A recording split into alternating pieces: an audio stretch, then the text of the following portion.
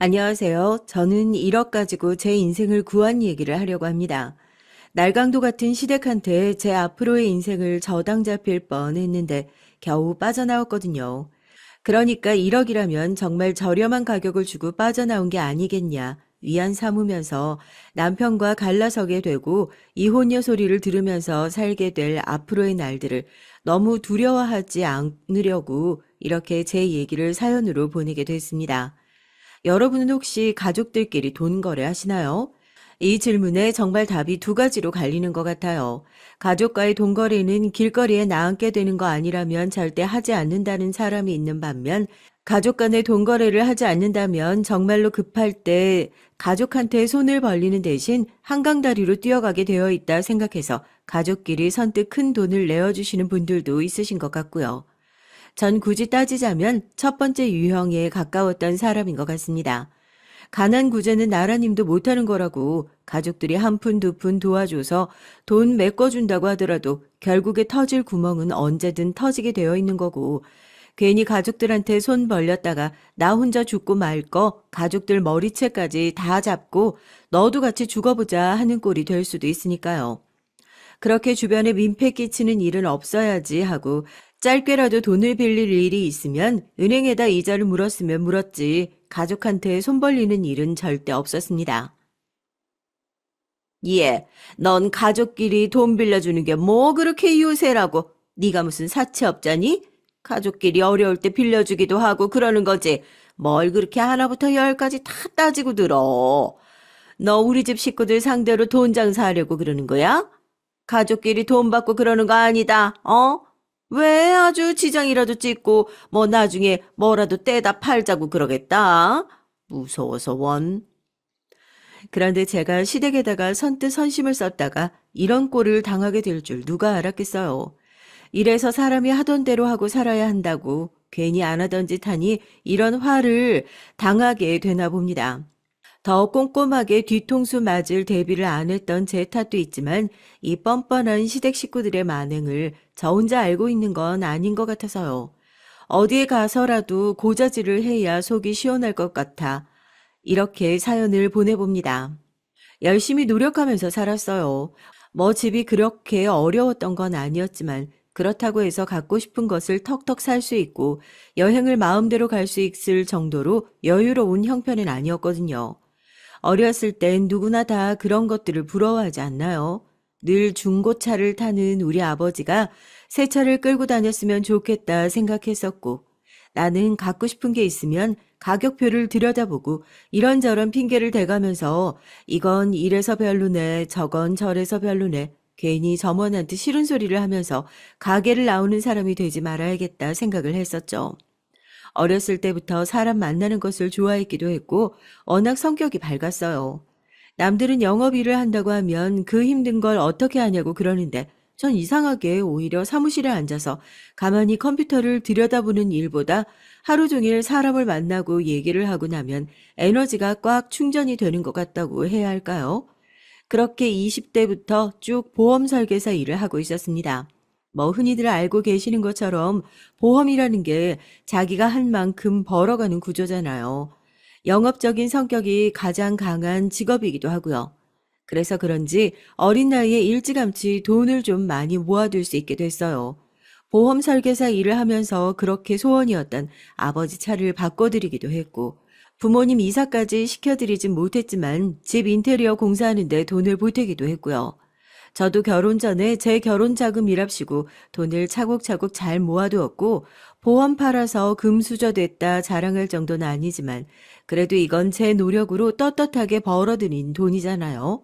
얼마나 뿌듯하겠어요. 남편은 보험 판매를 하면서 만났던 사람이에요. 제가 나가서 영업을 하고 다니는 사람이라면 남편은 사무실에서 심사를 하는 업무를 담당했거든요. 저야 워낙 회사 사람들이랑 여기저기 친하게 잘 지내고 다니는 성격이었으니까 처음엔 그렇게 얼굴을 트고 친하게 지냈고 같이 회사를 다니면서 지내다 보니까 성격도 잘 맞고 여러모로 통하는 부분이 많아서 연애를 하다가 결혼까지 가게 된 케이스였어요. 처음엔 남편이 하도 멀끔하게 하고 다니니까 저 사람은 집안이 좀 사는 사람인가 보다 생각했었거든요. 막상 결혼하기 직전에 보니까 나이를 먹은 것에 비해서 결혼 준비라고는 전혀 해놓지 않은 남편의 모습에 당황하기도 했었어요. 처음 시작할 때부터 다 갖춰놓고 시작하는 사람이 어딨겠어. 그래도 당신이 결혼 준비 철저하게 잘 해놨으니까 그나마 다행이지.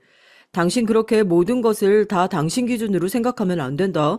어떤 사람은 20대 초반에 출발선에 서는 사람도 있고, 어떤 사람은 30대 초반에 출발선에 서는 사람도 있고 그런 거야. 지금이야 당신이 나보다 훨씬 더 잘 보니까 내가 좀 못나 보이고 그럴 수도 있지만, 혹시 알아? 내가 이제 막 출발선에 서서 당신보다 훨씬 더 잘 나가는 사람이 될지? 부부가 같이 살면서 잘 맞는 게 중요한 거지. 누가 얼마를 더 벌고 하는 게 그게 뭐가 중요한 거라고. 그런 거 따지고 살다가 결국 이혼하는 거야. 그때 그 화려한 언변에 속아 넘어가는 게 아니었는데요. 보험 팔면서 주변에 말빨 수려한 사람이 한둘이 아니었는데 왜 남편의 그 얘기에 홀라당 넘어갔는지. 그때는 저도 아직 인생의 노하우가 덜 쌓였던 시절이었나 봅니다. 왜 사랑에 빠지면 답도 없다고 그러잖아요. 저도 그렇게 답도 없는 한심한 여자 중 한 명이었나 봅니다. 남편 말대로 그래 누가 얼마를 더 버는 게 그게 뭐가 그렇게 중요한 거겠냐. 남편이 모아둔 돈이 한 푼도 없다는 것도 아니고 그리고 막말로 지금 땡빚이 있는 상황도 아니고 돈이야 살면서 차근차근 모아가면 그만인 거고 당장 대출받아서 산 이 집도 결국 남편이랑 나랑 둘이 벌어 다 갚고 나면 우리 집이 되는 거니까 뭐가 문제냐 걱정할 거 하나 없는 상황이었죠. 그런 상황에서 딱 하나 제가 예상하지 못했던 문제들이 있었습니다. 바로 저희 시댁이었죠. 결혼을 하고 나서 보니까 결혼을 하기 전에는 생각도 하지 못했던 문제들이 여럿 있었어요. 그 중에 하나가 바로 시댁이었습니다. 정확히 얘기를 하자면 생각이 없고 개념이 없는 시누이와 그런 철없는 시누이를 한마음 한뜻으로 오냐오냐 해주고 있는 시댁 식구들의 태도가 문제였지만요. 상견례를 할 때까지만 하더라도 나이도 어린데 비싼 물건을 턱턱 잘도 들고 다닌다. 딱 이 정도까지만 생각을 했었어요. 얼굴도 예쁘장하게 생겼고 성격도 워낙 호쾌하고 처음 본 저한테도 언니 언니 하면서 워낙 살갑게 굴길래 시누이를 잘 만나는 것도 복이라고 하더니 나는 그런 부분에서 참 복받은 사람이다 생각을 했었거든요.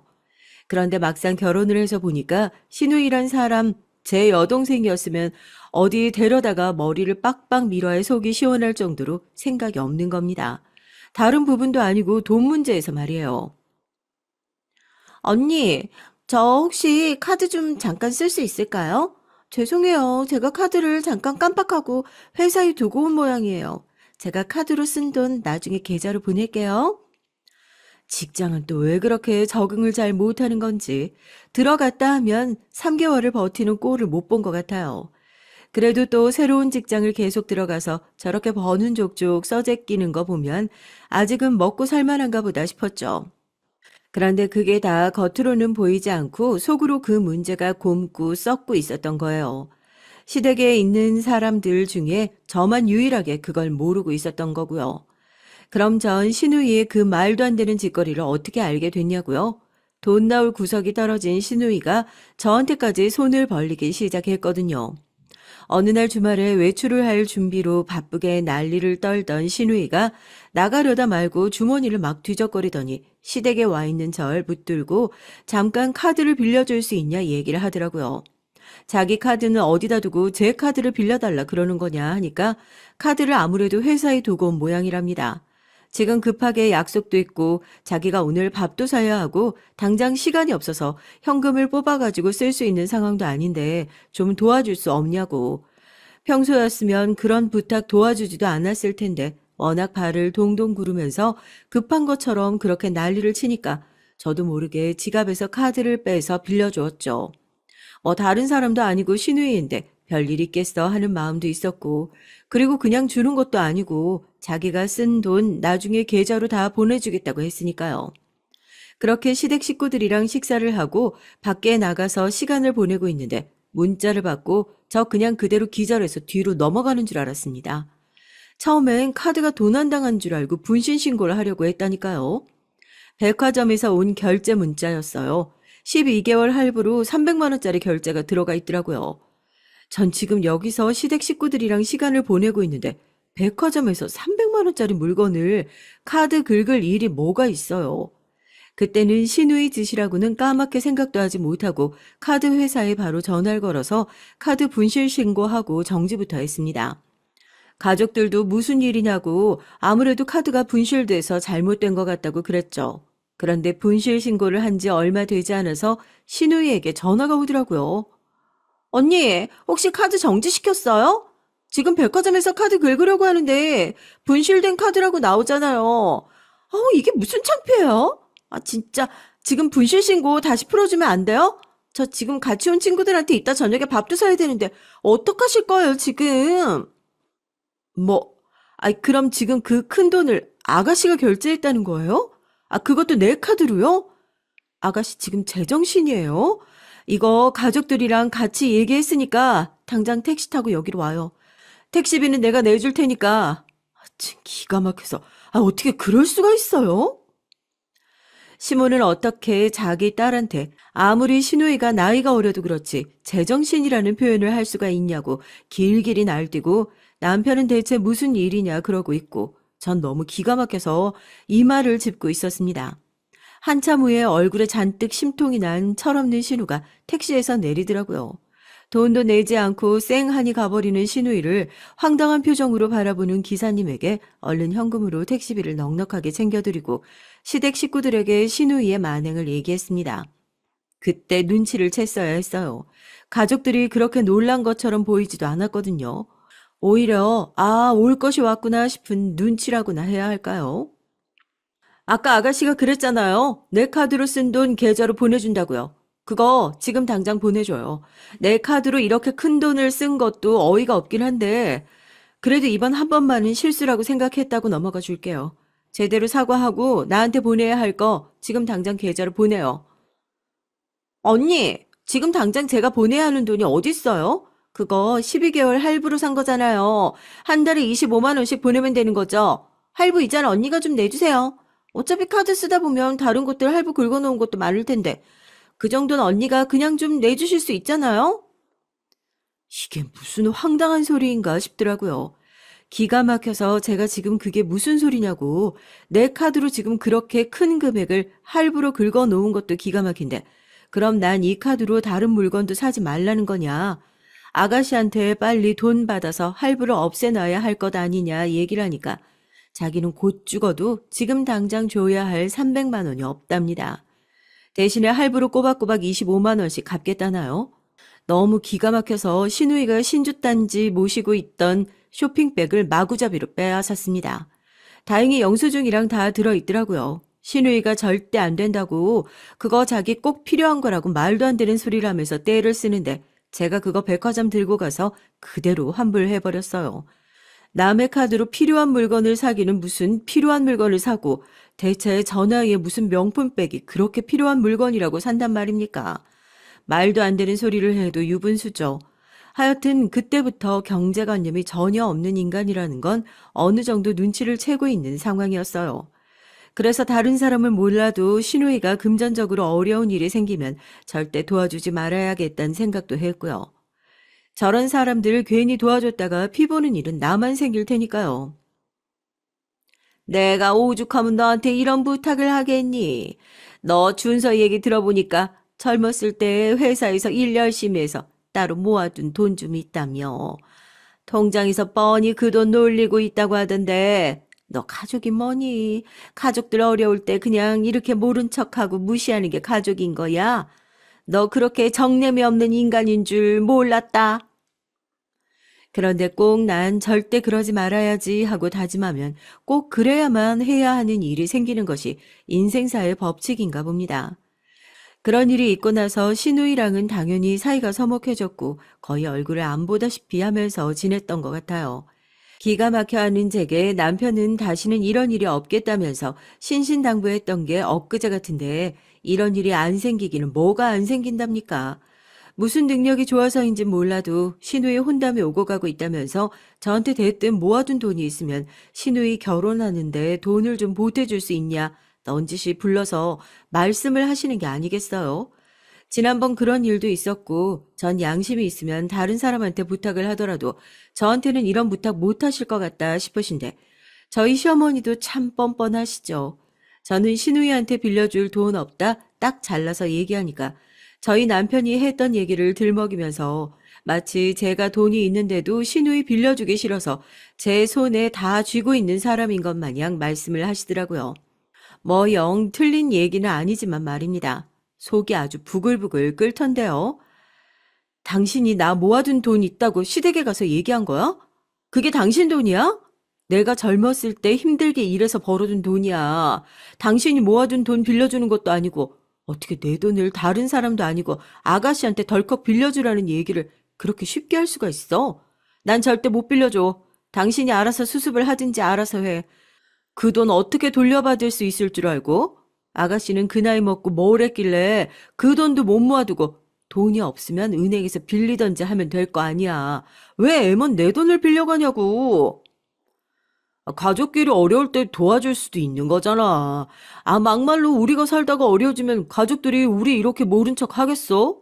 당신도 지난번에 그런 일 좀 있었다고, 너무 딱 잘라서 안 된다고만 얘기하지 말고, 잘 좀 생각해봐. 이번엔 차용증도 쓰고 이자까지 꼬박꼬박 내면서 제대로 갚겠다잖아. 이번엔 제대로 정신 차려서 결혼도 하고 자리 좀 잡아보려는 모양인데, 내가 돈이 있었으면 당연히 내 동생이니까 선뜻 빌려줬지. 나도 돈이 없으니까 당신한테 이렇게 부탁하는 거 아니야. 어? 부탁 좀 할게. 지난번처럼 그런 일 없을 테니까 가족 좋은 게 뭐야. 우리까지 손 안 내밀어 줘봐. 제가 또 괜히 친구들한테 없는 소리 하고 또 안 좋은 쪽으로 손 벌리고 그러면 어쩌겠어? 난 또 그 꼴 못 보겠다 싶더라고. 여보, 부탁 좀 하자, 응? 남편이 그렇게 간절하게 비는데 또 마음이 약해진 거. 그래요. 곱씹어서 생각해보니까 이 얘기가 저희에게 다 휘둘려버린 제가 가장 큰 잘못이지 누구 탓을 하겠어요. 결국엔 그거 다 들어준 게 다른 사람도 아니고 저인데요. 결국 그렇게 신우이에게 1억이라는 큰 돈을 빌려주게 됐습니다. 땡전 한 푼 없다가 제 돈 가지고 결혼 준비 시작하게 된 신우이였으니 당연히 제 앞에서 고맙다고 자기가 이자랑 따져서 꼬박꼬박 돈 갚겠다고 말하죠. 이자도 그렇게 높게 안 쳤어요. 이게 가족끼리 돈거래하는 게 이자를 제대로 안 받으면 나중에 문제가 될 수 있다고. 그래서 법정 이자 중에서도 가장 낮은 수준으로 책정을 해서 차용증을 작성하고 공증까지 받아뒀습니다. 그렇게 문서도 잘 남겨뒀으니까 아무런 문제가 없을 거라고 생각했어요. 그런데 참 이제 와서 저도 왜 이렇게 돈을 빌려줄 당시에 이상한 걸 못 느꼈는지, 막말로 정말 돈이 필요한 상황이었으면 그것도 그렇게 큰 돈이요. 은행에 가서 빌리면 될 일이잖아요. 전 그렇더라고요. 그렇게 큰 돈을 가족들이나 지인들한테 빌리는 것 자체가 엄두가 안 나요. 나중에 제가 잘못되기라도 하면 그 사람들 다 같이 잘못될 수도 있는 건데요. 그런 책임감 때문에라도 더더욱 지인 간 돈 거래는 안 하려고 하는 편이고요. 그러면 은행에서도 더 이상 돈 나올 구석이 없어지니까 가족한테 손을 벌렸다는 것인데, 그렇게 오갈 데 없어진 사람이 과연 제 돈을 빌려갔을 때 갚을 의지나 있었을까 생각해보면 답이 딱 하고 나오거든요. 애초에 그 돈 빌려갈 때 갚을 생각조차 없었다는 게요. 돈 내줄 때 이런 생각을 할 수 있는 똑똑한 머리가 있었으면 얼마나 좋았겠냐 싶겠지만 거기까지는 머리가 굴러가지를 못했네요. 아유, 그렇다니까. 우리 둘째 결혼만 하고 나면 우리도 이제 편하게 노후 즐길 수 있는 거야. 원래 딸은 혼수라고들 하잖니. 내가 그동안 얘 때문에 아주 골머리가 썩는 줄 알았는데 그동안 혼수 잘 키웠다 생각하면 그걸로 뭐 나도 속풀이 좀 하는 거지. 아주 다행이다 싶어. 결혼자금? 그거 우리 첫째 며느리가 좀 다 대줬지. 뭐 어때? 집안 짱짱해서 결혼만 하고 나면 그 돈 다 돌려받을 수 있다니까. 자기는 꼭 말을 해도 그렇게 기분 나쁘게 한다? 내가 무슨 딸 가지고 장사를 해? 좋은 집에 시집 가니까 괜히 배 아파서 그러는 거지? 신우이 결혼 준비하는 과정에서 누가 봐도 시어머니가 더 신나신 것 같았죠. 예비사위 집안이 꽤나 괜찮다고 하더라고요. 사업가 집안인데 오랫동안 사업을 물려받아서 또 하고 물려받아서 또 하고 이렇게 부를 축적해온 집안이라서 원래 집 자체에 돈이 넘쳐난다고요. 결혼할 집안에서 결혼하면 신부 데려간다고 뭐 지참금이라도 준다고 약속을 한 것도 아닌데 시어머니는 결혼만 하면 금방이라도 돈방석에 앉을 것처럼 어찌나 주변 사람들한테 자랑을 떨고 다니는지 가족인 제가 봐도 결혼식 날 주변 사람들이 즐거운 마음으로 축하는 많이 못해주겠다 싶을 정도였다니까요. 그래도 그때까지만 해도 저 역시 시댁 사람들이 잘 되는 것을 진심으로 바라고 있는 식구였으니까요. 집안의 사고뭉치였던 아가씨가 좀 좋은 집안으로 시집을 간다는 것이 마냥 기쁘기만 했었습니다. 비록 그 결혼 준비가 100%제 돈으로 이루어지고 있는 상황에서도 진심으로 아가씨의 결혼을 축하해 줄 수 있는 정도로 대인배의 식구였죠. 아가씨, 이번 달부터 돈 갚기로 했던 거 알고 있죠? 내 계좌번호 혹시나 까먹었을까봐 문자로 보내놨는데 혹시 결혼 준비 때문에 바쁘다고 못 읽었을까봐 해서요. 돈을 갚기로 약속하기로 한 전달에 제가 먼저 연락을 했어요.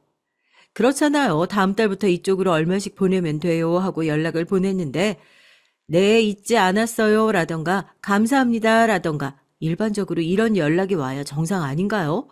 제가 무슨 자선사업가도 아니고 주머니에서 돈이 썩어나는 사람도 아니고 넉넉하고 여유 있는 형편도 아닌데 결혼한다는 이유 하나만으로 돈 빌려줬으면 최소한 그 정도의 성의 표시는 해야 인간적인 도리라고 생각을 하거든요. 그런데 아무리 결혼 준비로 바쁜 상황이라고는 하지만 답장 한 통 없이 감감무소식이니까 이건 좀 아니지 않나 싶어서 제가 먼저 연락을 했던 거예요. 그러니까 대번에 그러더라고요. 자기 이번 달부터 돈 갚는 건 아무래도 좀 어려울 것 같다고 시간을 조금만 더 주실 수 있겠냐고요. 이건 또 무슨 소린가 싶어서 대체 왜 그러냐고 하니까 결혼 준비하는데 생각보다 들어간 돈이 너무 많답니다. 직장이 뭐 어쩌고 저쩌고 시댁에서 뭐 어쩌고 저쩌고 그런 사정들 다 봐줘서 결국에 이번 달부터 차근히 돈을 갚아 나가기로 사정을 봐주고 합의를 했던 건데 또 이렇게 말도 안 되는 소리를 늘어놓으니까 제가 얼마나 기가 막히겠어요. 지금 당장 사정이 그렇다는데 방법이 없잖아. 그렇다고 우리가 돈 내놓으라고 걔를 협박할 수 있는 것도 아니고. 안 그래도 나한테 연락이 왔더라고. 언니가 돈이 많이 급한 거면 자기가 우선 이자라도 매달 꼬박꼬박 갚아보겠다고.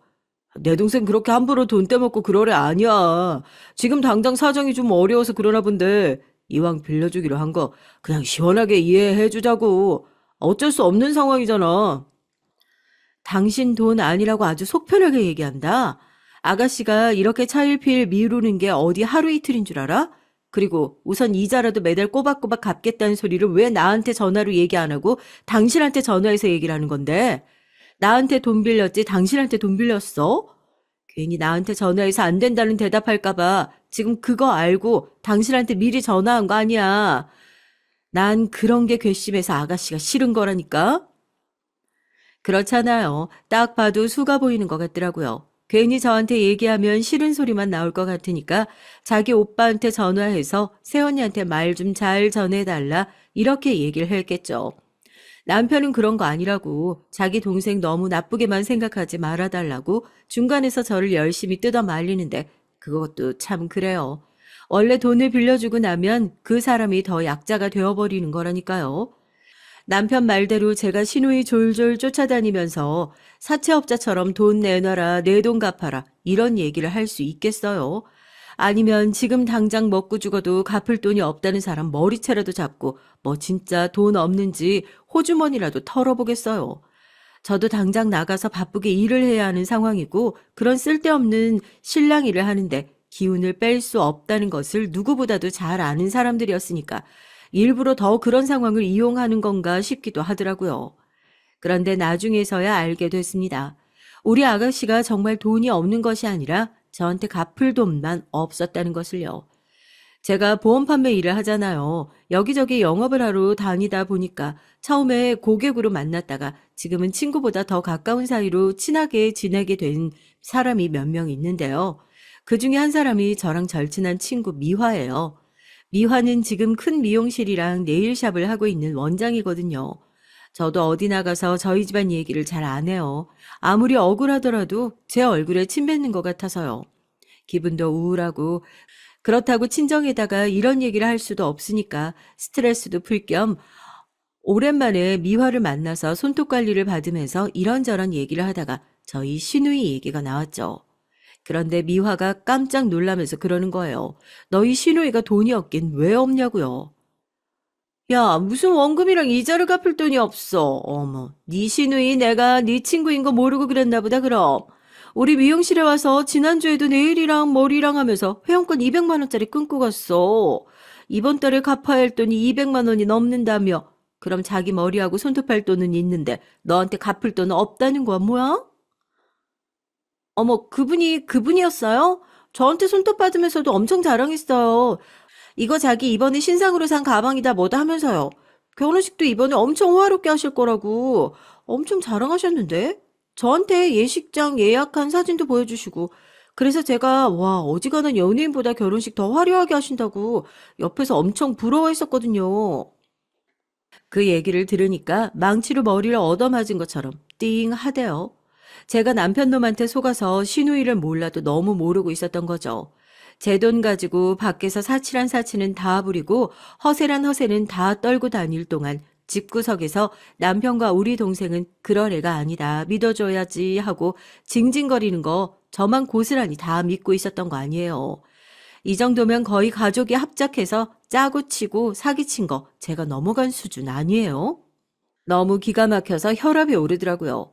친구가 결제하고 간 내역까지 보여주고 나니까 아, 내가 진짜 시누이를 믿어도 너무 믿었구나.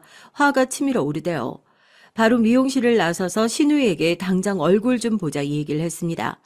또 미꾸라지처럼 차일피일 미루려는 시누이에게 오늘 미용실에서 제가 알게 된 사실을 몽땅 얘기하고 그동안 내가 참고 기다려줬었는데 아무래도 이건 아닌 것 같다. 차용증까지 써놨으니 미루는 거 없이 내 돈 전부 갚아라 얘기를 했죠. 차용증에 내용 써 있는 거 알고 있지? 아가씨, 이런 얘기까지 안 하려고 했는데 이자든 뭐든 3번 넘어가면 법적인 조치도 취할 수 있다고. 그렇게 나와 있어. 아가씨한테는 그게 안 지켜도 되는 그냥 흔한 종이 쪼가리인지 몰라도 나 이제 그렇게 바보같이 당하고만 있지 않으려고. 이제부터라도 약속 잘 지켜. 나도 그냥 가만히 있지 않을 거니까.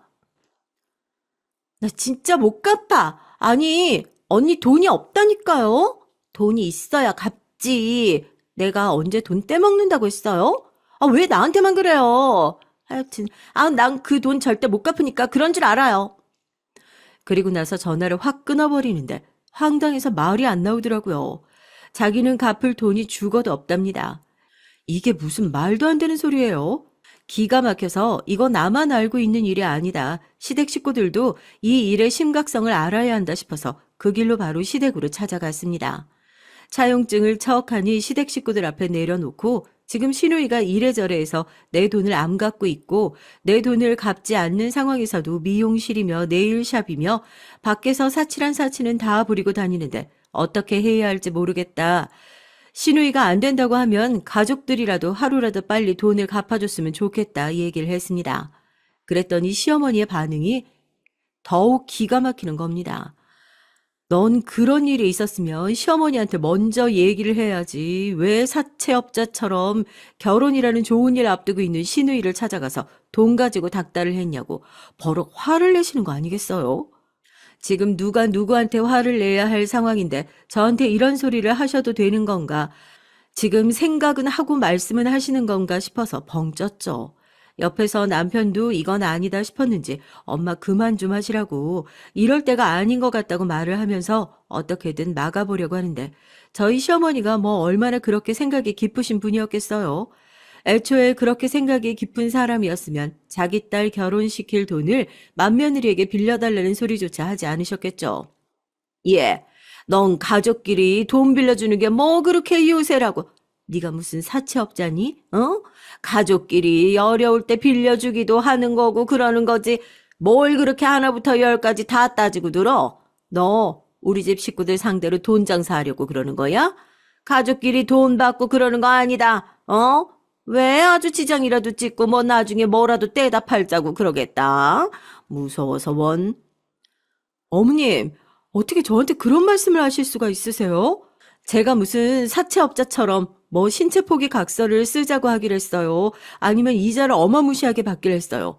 그냥 제 돈 빌려주고 제때 좀 갚았으면 좋겠다 얘기한 게 그렇게 큰일이에요? 지금 제 돈 갚을 돈은 없다고 하면서 여기저기 돈 쓰고 다니는 아가씨 멀쩡한 거고 그런 아가씨한테 제 돈 갚으라고 하는 저만 이상한 사람인 거예요? 어떻게 가족한테 돈 빌려주고 받을 생각을 하냐면서 오히려 절 이상한 사람으로 몰아가는데 진짜 그 자리에서 알아눕는 것 같더라고요. 더 듣고 싶지도 않다면서 남편이랑 제 등을 손바닥으로 밀어가면서 집 밖으로 내쫓아내는데 그렇게 덩그러니 시댁 밖으로 쫓겨나게 됐습니다. 남편 놈이 그런 상황에서 저한테 무슨 할 말이 있겠어요. 입이 10개라도 할 말이 없는 상황이죠. 제가 아무런 말도 없이 집으로 돌아오자마자 남편이 제 앞에 무릎을 척하니 꿇더라고요. 이건 자기 가족들이 전부 잘못한 거라고 본인이 모두 책임지겠답니다. 제가 그 얘기를 듣고 막 웃었어요. 당신이 무슨 힘이 있어서 책임질 거냐. 지금 저 1억을 당장 갚아줄 돈이 있길 하냐, 뭐가 있길 하냐. 그렇게 책임지고 싶으면 군소리 말고 사인이나 해라 하고 이혼 서류를 내밀었습니다. 남편이 깜짝 놀라서 이게 뭐냐고 저를 쳐다보더라고요. 왜? 당신 가족들이 나한테 잘못한 거 당신이 다 책임지겠다며. 책임지려면 적어도 나랑 갈라설 각오는 해야 하는 거 아니야? 당신 어머님 하시는 말씀 못 들었어. 가족끼리 돈 빌려주는 게 뭐가 유세냐고 그러시잖아. 가족끼리 돈 받고 그러는 거 아니라고. 난 가족끼리 돈 빌려주는 게 유세고 가족끼리도 돈 거래는 철저하게 해야겠고 그래서 아가씨한테 빌려준 돈 무슨 일 있어도 꼭 받아야 되겠거든. 그러니까 당장 도장 찍어. 당신 같은 사람이랑 이제 한 입을 덮고 못 살겠으니까 우리 이혼하자. 가족? 그딴 거 이제 그만하자고. 남편이 그제서야 잘못했다고 엎드려서 싹싹 빌기 시작했는데 저도 똑같이 되갚아줬어요. 창고에서 안 쓰는 커다란 짐가방을 꺼내서 남편의 옷가지 몇 개를 주워 담고 시댁 가서 괜히 이상한 소리 나오게 하지 말고 친구 집이 됐든 모텔방이 됐든 상황 정리되는 대로 연락할 테니 어디 안 보이는 데서 며칠 조용히 이혼하게 마음 정리나 하고 오라고 짐을 챙겨서 그렇게 던져주고 집에서 내쫓아 버렸어요. 어차피 집 대출이니 뭐니 다 제 이름으로 받았던 거였으니까 제 집에서 제가 남편 내쫓겠다는데 뭐 무슨 문제 있는 것도 아니고요. 남편도 끝까지 제 바지가랑이를 붙잡으면서 자기가 잘못했다 생각을 다시 좀 해봐라. 아무리 그래도 가족들 때문에 이혼하는 건 아니지 않냐 매달렸지만 가족들 때문에 이혼 안 하면 당신이 가족들한테 뭐라도 해줄 수 있느냐는 제 질문엔 결국 아무런 대답도 하지 못하고 조개마냥 입을 꾹 다물더라고요. 시원하게 등 확 떠밀어버리고 문 쾅 닫았습니다. 허수아비 같은 남편은 그렇게 집 밖으로 쫓아냈지만 저에게 아직 복수해야 할 대상이 둘이나 더 남았잖아요. 머릿속에서 뇌가 들어있는 건가 진짜로 의심스러운 골빈 시누이와 그런 시누이도 딸이라고 오냐오냐 끼고 사는 더 생각 없는 시어머니. 이 두 사람은 어떤 식으로 복수를 해주어야 할지 제 이 답답한 속이 뻥 뚫릴지 감도 제대로 오지 않더라고요. 시어머니는 멀쩡한 자기 아들 이혼남 만들었다는 소식만으로도 반은 개거품 물테니 그렇다 쳐도 이 시누이는 제 돈 가지고 밖에서 재벌놀이 실컷 하고 돌아다녔던 그 죄값은 한번 제대로 치러야 하지 않겠습니까? 그때 마침 구세주처럼 네일샵 원장 미화에게서 다시 연락이 왔어요. 왜 동네에 있는 모든 소문들은 미용실과 네일샵을 통해서 전파되는 거란 얘기가 있잖아요. 이 친구가 이번에 제 복수의 가장 큰 조력자가 되어줄 거라곤 생각도 하지 못했는데 정말 고맙죠. 예, 아까 네가 알아보라고 했던 거 있잖아. 마침 딱 겹지인이 있더라고. 우리 가게 손님인데 아까 넌지시 네 얘기를 하니까 그런 집이랑은 절대 엮이면 안 된다고 빨리 얘기 좀 해보자고 난리더라니까. 내가 자리 한번 만들 테니까 나머진 네가 알아서 하면 될 것 같아. 알겠지? 시댁 가서 얘기는 해봤어? 시어머니랑 시누이가 뭐래? 돈 갚겠대? 갚기는 무슨? 완전 배째라지. 그럴 줄 알았어. 양심 있는 인간들이었으면 애초에 그렇게 나왔겠냐고. 미화야, 진짜 고마워. 이 은혜에 잊지 않을게. 미화의 미용실이 워낙 크고 땅값 비싼 동네에 딱 위치하고 있다 보니까 머리를 하러 오시는 손님들도 많지만 여기를 거의 사랑방 개념처럼 생각하고 왔다 갔다 하는 손님들이 많다는 것을 알고 있었거든요. 잘만 하면 서로 겹치는 지인이 한 명 정도는 있지 않을까 생각했었는데 제 예상에 딱 맞아 떨어졌던 거죠. 혹시라도 신우이랑 결혼할 집안이 그쪽 미용실에 다니지 않을까 생각을 했었는데 아쉽게도 그 집안 사람은 없었고 대신에 그 집안과 굉장히 가깝게 지내는 겹지인이 그 미용실의 단골이라는 걸 알게 됐습니다. 미화에게 집안 얘기를 넌지시 좀 흘려줬으면 좋겠다 말을 하고 그 지인이 펄쩍 뛰면서 어떻게 그런 집안이랑 결혼을 할 수 있겠냐고 지금 당장이라도 파토를 내야 하는 거 아니냐. 그 아가씨랑 자리 한번 가질 수 있게 얘기 좀 해줘라 부탁을 했답니다. 그렇게 신우이의 예비시댁 식구들과 제가 먼저 만날 수 있게 됐고요. 카페에서 만나 그동안 있었던 일을 하나부터 열까지 전부 다 얘기했어요. 이런 일들이 있어 제가 지금 이혼 절차를 밟고 시어머니 몰래 이혼 진행 중에 있다는 얘기까지요. 그쪽 어머님은 거의 그 자리에서 혼절하기 직전이더라고요. 왜 아니겠어요. 그냥 부잣집에서 철없이 사랑만 많이 받고 자란 아가씨라고 생각했었는데 남의 돈으로 사치나 펑펑 부리고 다니는 개념 없는 여자가 며느리가 될 뻔한 걸 제가 겨우 막아주었으니까요. 집안 말아먹을 여자예요. 오죽하면 은행한테 돈도 못 빌리고 저한테 돈을 빌렸을까 하고 제가 조금 더 알아보니까요. 얼마 전에 신용불량자가 됐다고 하더라고요. 씀씀이 보시면 알겠지만 신용불량자가 안 될 수가 없는 경제 개념이에요. 지갑에 카드 여러 개 챙겨가지고 다니면서 쓰는 거 보셨을 텐데 그거 거의 다 정지된 카드고 남아있는 카드도 자기 오빠 카드, 자기 엄마 카드라고 하더라고요. 자기 명의로 카드도 못 만드는 상황이니 당연히 은행에서 대출이 될 리도 없고요. 결혼하고 나면 죽이 되든 밥이 되든 시댁에서 자기를 도와줄 수밖에 없는 상황이라는 거 알고 있었으니까 어떻게든지 남편 등에 빨대 꽂아보고 신분 세탁하려고 했던 모양인데 지금이라도 하루빨리 도망치는 게 좋을 거예요. 집안 기둥 뿌리채 뽑고 싶은 거 아니라면요. 어쩐지 매일같이 자기 집 부자라고 입버릇처럼 달고 사는 게 이상하다 싶긴 했는데 정말 고마워요. 그쪽 아니었으면 우리 집 완전히 그 사기꾼 같은 여자한테 속아서 넘어갈 뻔했잖아. 하여튼 우리 아들 순진하고 여자 고르는 눈 없는 건 알았지만 하필이면 걸려도 그런 여자한테 걸려가지고 이제라도 알았으니까 다행이지. 정말 고마워요. 이혼 준비하면서 뭐 어려운 거 있으면 이쪽으로 연락해요. 우리 집안에 괜찮은 변호사도 많으니까 보험일 한다고 했죠? 나도 최근에 보험 좀 정리할 게 있어서 그건 나중에 우리 둘 다 일 정리되고 나면 따로 연락해서 얘기하자고요. 그렇게 모든 사실을 전부 폭로했습니다. 너무 충격적이지 않으신가요? 그러니까 시어머니부터 남편, 예비 시누이까지 저만 빼고 모두가 알고 있었던 사실을 저한테만 속이고 있었던 겁니다. 1억 원이라는 거액의 돈을 빌려가면서 시누이가 은행에서는 대출도 나오지 않는 신용불량자라는 사실을 말입니다.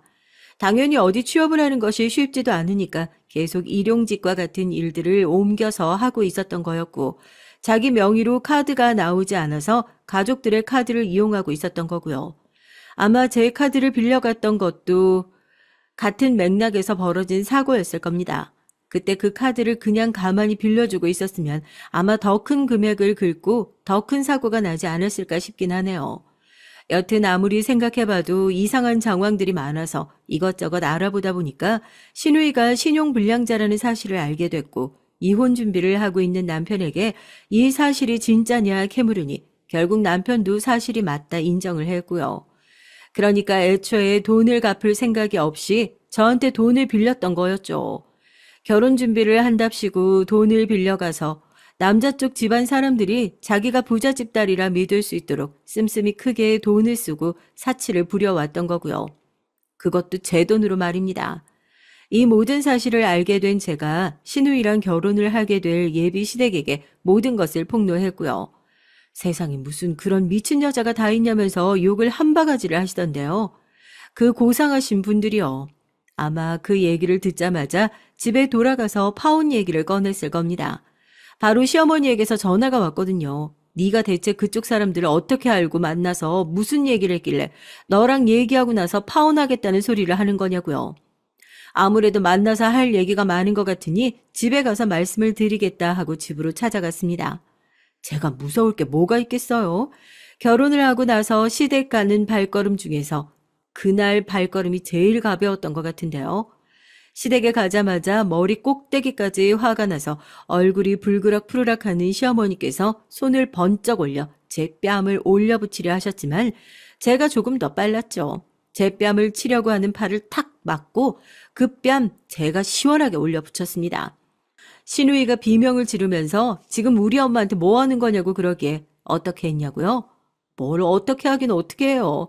그 연병을 떨고 있는 시누이 뺨도 시원하게 같이 올려붙였죠.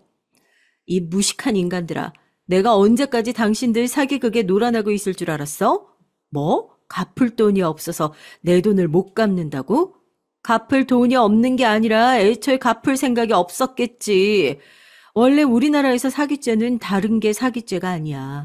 애초에 돈을 빌려가면서 갚을 생각이 없었거나 그 돈 다른 데 쓸 거면서 난 결혼 준비하는 데 쓸 거예요 하고 빌려가면 그게 사기죄인 거야. 알겠어, 이 사기꾼들아? 야, 너 미쳤어? 지금 뭐 어디 감히 며느리가 시어머니 얼굴에 함부로 손을 올려. 그리고 사기꾼은 누가 사기꾼이야? 누가 네 돈 안 갚는다고 했어? 이게 진짜 돈 때문에 정신이 나갔나? 완전히 사채업자가 다 됐네. 얘 시댁이 어떤 집인 줄 알아? 결혼하고 나면 다 갚겠다고, 어? 그리고 가족끼리 그런 돈 좀 안 갚으면 어디 큰 탈이라도 난다니? 파혼했을 텐데 시댁은 무슨 시댁? 그 파혼 얘기 꺼낼 수 있게 얘 신용불량자인 거 다 까발린 게 전데요? 얘 시댁? 어떤 집안이기는 아주 현명한 집안이더라. 그쪽 집안에 며느리 들어올 사람이 신용불량자인 것 같다. 경제 개념도 없고 아주 미친 여자다니까. 지금이라도 당장 파혼하겠다고. 나도 지금 이혼 준비 중이다 하니까 자기가 변호사 알아봐 주겠다고 명함까지 주시던데요. 아, 어머님은 아직 모르시겠구나. 저 지금 이혼 절차 밟고 있어요. 어머님이 저한테 자꾸 그러셨잖아요. 가족끼리 그런 돈 좀 안 갚으면 큰 탈 안 나는 거라고. 그래서 저 이제 이 집 식구 안 하려고요. 그러니까 이제 저희 가족 아니죠? 맞죠? 식구도 아닌데 제가 아가씨한테 뭐하러 그 큰 돈을 빌려드리겠어요? 빨리 제 돈 갚으세요. 뭐, 이혼?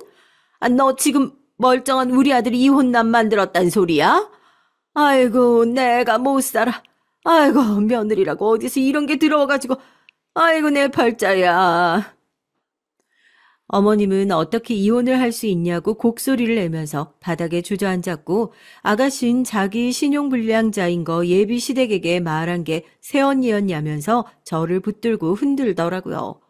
그래, 내가 말했다 얘기를 하니까 소리를 지르고 발을 쾅쾅 구르고 미친 사람처럼 패악질을 부리기 시작했습니다. 그것만 말 안 하면 자기도 멀쩡하게 결혼해서 돈이고 뭐고 다 갚을 수 있었는데 언니가 지금 자기 인생 다 망친 거라면서요. 진짜로 이 여잔 정상이 아니구나 싶더라고요. 언니가 지금이라도 다시 연락해서 잘못 알고 있었다고 한 번만 다시 말해주면 안 돼요? 내가 다른 사람들한테 돈을 빌려서라도 언니 그 돈 다 갚아줄 테니까. 언니 뭐 오빠랑 이혼하든지 말든지 그건 신경도 안 쓸 테니까 언니가 그냥 전화해서 딱 한마디만 해주시면 되잖아요. 오해였다. 내가 잘못 알았다. 저 진짜 이 결혼 못하면 제 인생 망해요. 결혼해서 갚겠다고 빌려놓은 돈도 많고 이 결혼 잘못되면 진짜 어떻게 될 줄 모른다고요. 아가씨, 그래. 아직 법원에서 판결 내려준 것도 아니니까 최대한 예의 차려서 아가씨라고 할게. 다시 물어보자. 내가 왜 그래야 되는데?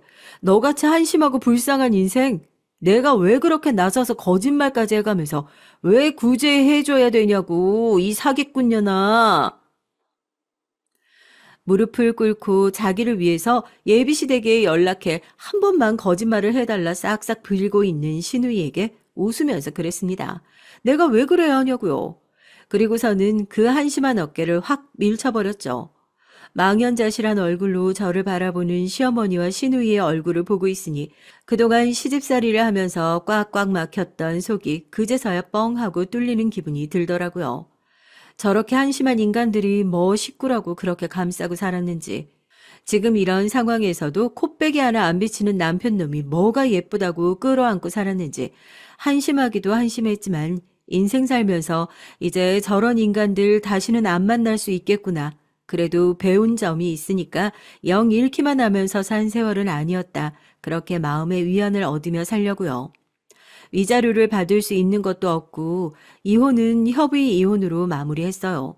거기서도 양심은 있는지 재산분할 어쩌고 저쩌고 이런 얘기 꺼내지도 않았고요. 다만 제가 시댁에 받을 돈이 조금 있잖아요.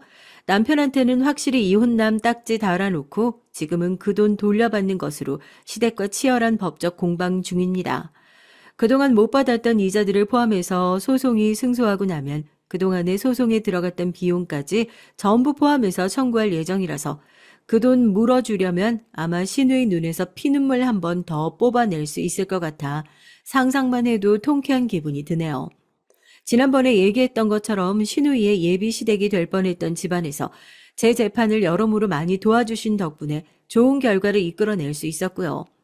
또 그게 그렇게 인연이 되어가지고 보험 쪽으로 좀 알아보고 싶다고 저한테 굉장히 큰 우량 고객들이 여러 명 생겼어요.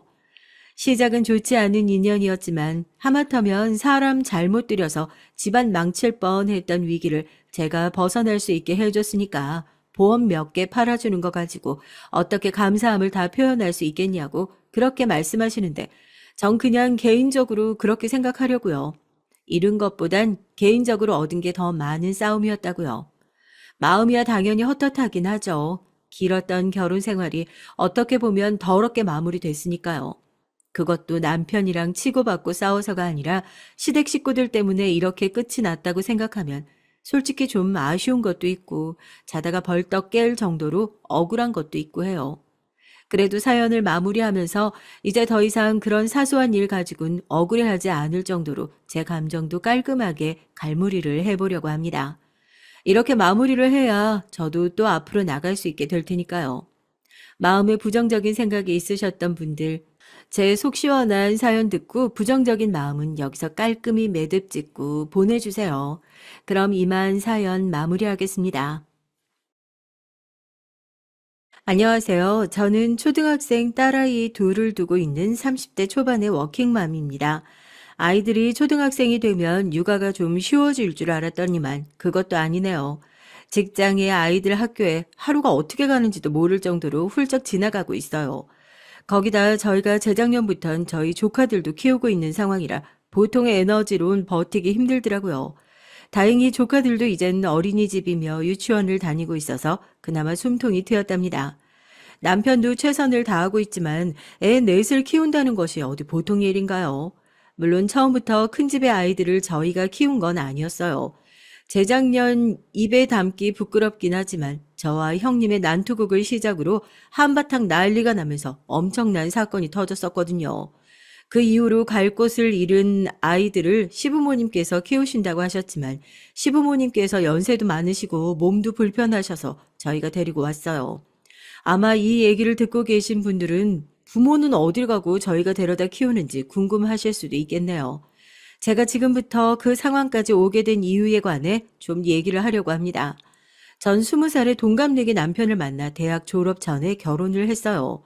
대학교 CC로 시작했고 남편이 군대를 다녀오고 나서 저희는 진지하게 결혼을 결심하게 됐죠. 양가 부모님들께선 너무 빠르다고 말리셨지만 저희는 서로에게 확신을 가지고 있었기 때문에 결혼을 미루고 싶지 않았습니다. 물론 겁이야 났죠. 새로운 세상이 열리는 것이나 마찬가지인데 무섭지 않을 리가 있나요? 당시에 무슨 배짱이라도 있었는지 몰라도 저희는 부모님의 우려를 뒤로하고 결혼식을 올렸답니다. 시집살이가 아예 없었다고는 말 못하겠네요. 요리도 제대로 못하고 살림에 관해선 일도 모르는 애가 들어왔으니 시어머니 입장에서도 답답하셨을 거예요. 그래서 대학 졸업까지는 시댁에서 시부모님들과 함께 살면서 정말 많이 배웠답니다. 눈물 쏙 빠지게 혼나는 날도 있었죠. 그런 기억만 있는 건 아니에요. 철없는 남편의 행동엔 저보다 더 길길이 뛰시면서 저 고생시키려고 데려왔다고 아주 잡아먹을 듯이 남편을 혼내기도 했죠. 그래서 취업하고 독립을 했을 땐 살짝 아쉽기도 했답니다.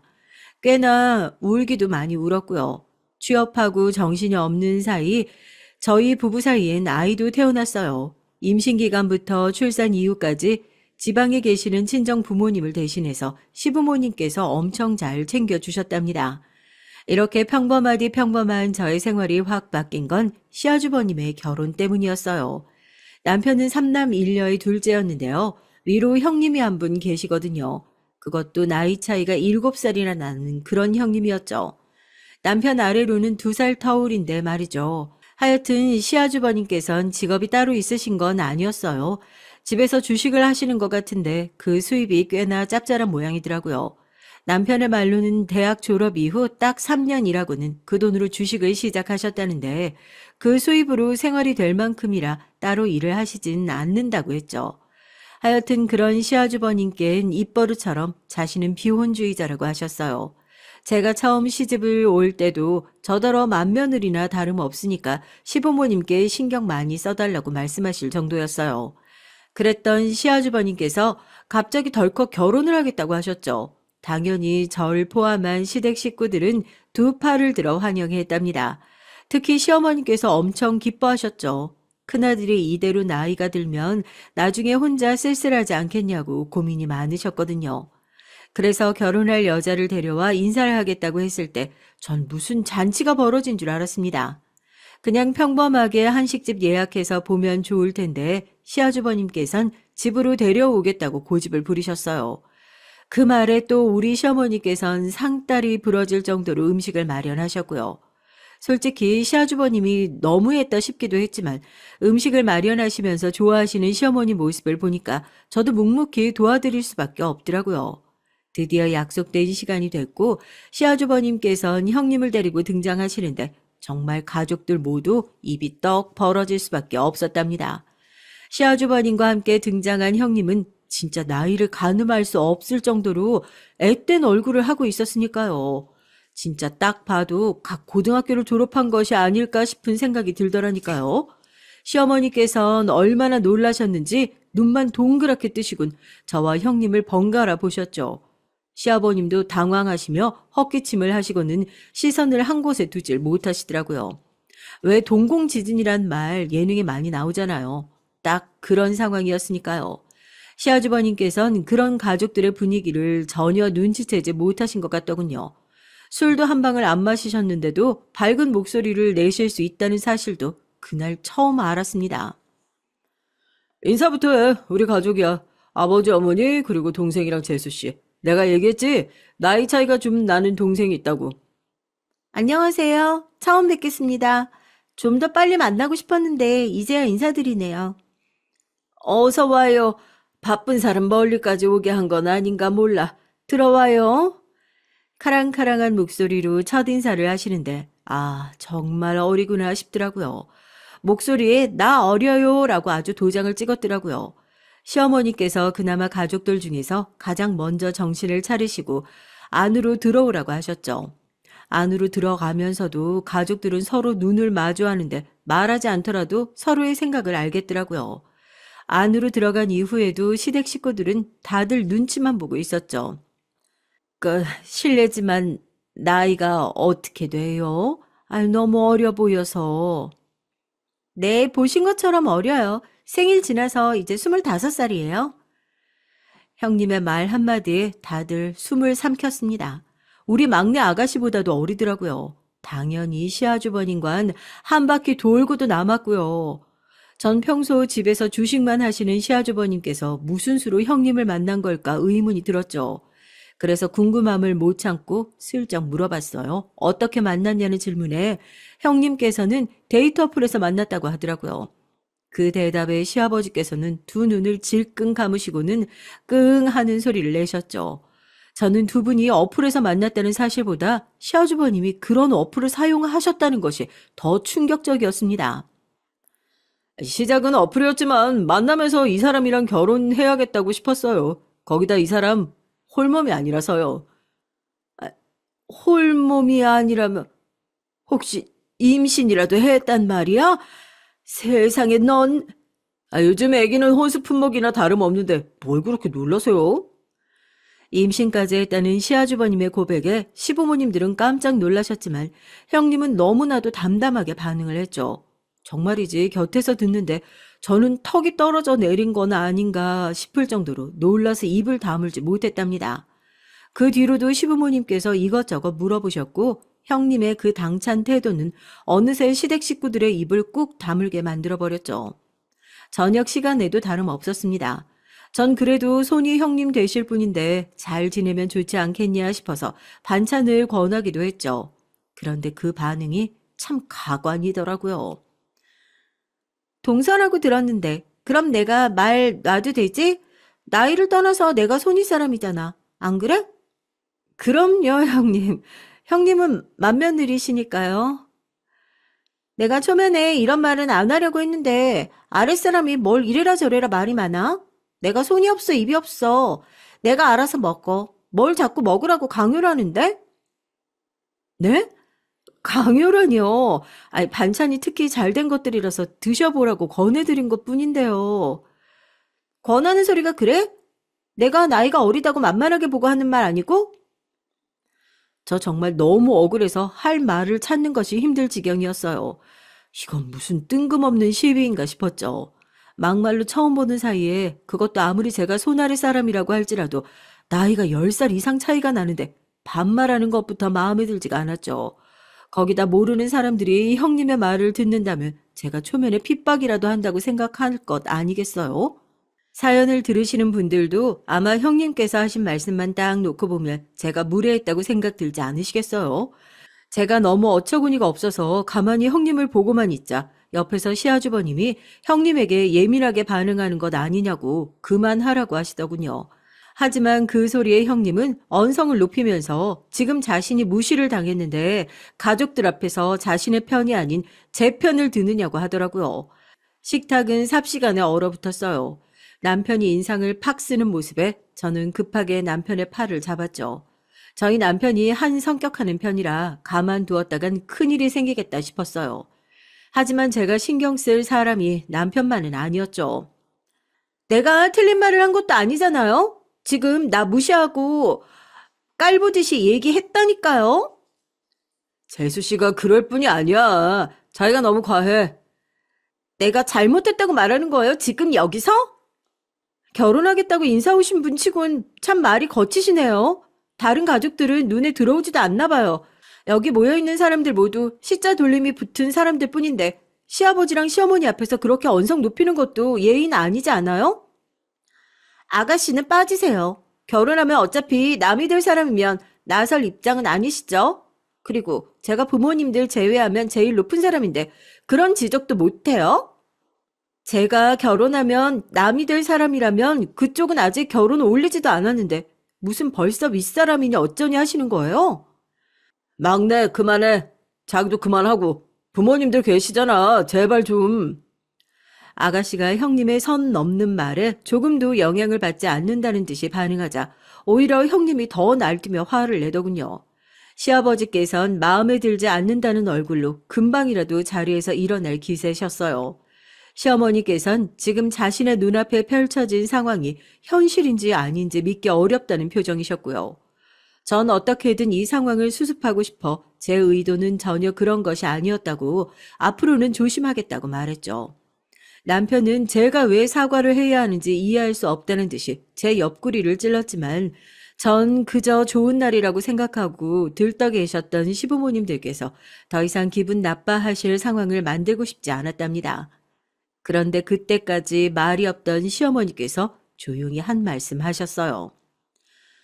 둘째 말은 그저 음식을 권하는 소리였을 뿐인데 그렇게 들었다면 그 부분에 대해선 할 말이 따로 없네. 그런데 아가씨, 우리 큰애랑 결혼할 사이라고 하니까 나도 첫째 며느리라 생각하고 말을 좀 놓을게. 네, 엄님. 그런데 정말 저를 업신여기는 말투였다고요. 내가 그 얘기 그만하라고 했을 텐데. 그리고 첫째보다 손 아래 사람인 건 맞지만 나이는 훨씬 더 많으니 반말 쓰지 말았으면 좋겠다. 서로 존칭 써가면서 존중해주렴. 음식이 입에 안 맞으면 그냥 일어나도 괜찮으니까 식사 자리에서 언성 높이는 일 만들지 말고. 형님은 시어머니의 부드럽지만 단호한 말씀이 마음에 들지 않는다는 듯이 인상을 찡그렸지만 강하게 제지하시는 시아주버님 때문에 결국은 입을 다물고 말았죠. 시아버지께서는 입맛이 없다고 하시면서 자리에서 일어나셨고 시어머니께서도 머리가 좀 어지럽다고 하면서 다음에 다시 봐서 얘기하자고 하시며 형님께 축객령을 내리셨답니다. 진짜 첫인사 자리는 개판 그 이상 이하도 아니었어요. 전 그때 직감했습니다. 전 형님과 좋은 사이가 될 수 없겠다고 말이죠. 시부모님께선 처음에 그렇게 반기셨던 것과는 다르게 시아주버님께 결혼을 진지하게 생각해보는 것이 어떻겠냐고 말씀하시며 말리셨어요. 시아주버님께선 형님이 아이를 가진 뒤로 예민해져서 그런 것 같다고 말씀하시면서 앞으로는 이런 일 없도록 얘기해두겠다고 하셨죠.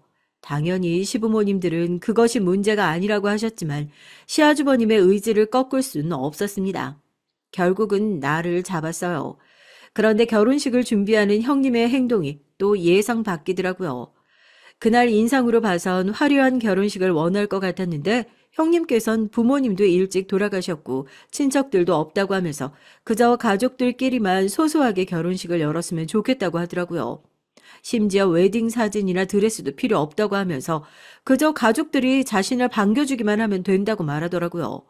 전 그날 만난 사람과 전혀 다른 사람인가 싶은 생각이 들었어요. 그렇게 예민한 사람이 갑자기 이렇게 나오니까 정신을 못 차릴 정도였죠.